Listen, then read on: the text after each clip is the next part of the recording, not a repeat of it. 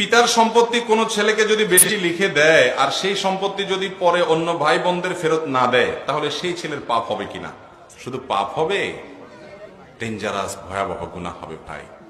নবী সাল্লাল্লাহু আলাইহি ওয়াসাল্লাম বলেছেন, যে ব্যক্তি কারোর 1 বিঘা জমি আত্মসাৎ করবে অন্যায়ভাবে, 7 তবক জমিন আল্লাহ তাআলা তার গলায় ঝুলিয়ে দিবেন, তাকে ধসাতে থাকবেন। ডেঞ্জারাস অপরাধ।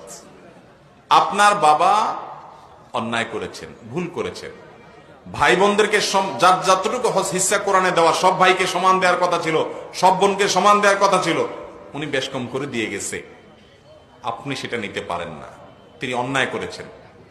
আপনার সম্পদকে আল্লাহ যখন বলে দিবেন অমুককে এই হারে দিবা, অমুককে এই হারে দিবা, ফরিদাতুম মিনাল্লাহ, এটা আল্লাহর নির্ধারণ, আল্লাহ যখন কোরআনে বলে দেয়, তখন আপনার বাবারও ক্ষমতা নেই ওনার নিজের সম্পদ সন্তানদেরকে কম বেশি করে দেওয়া। কথা কি বুঝে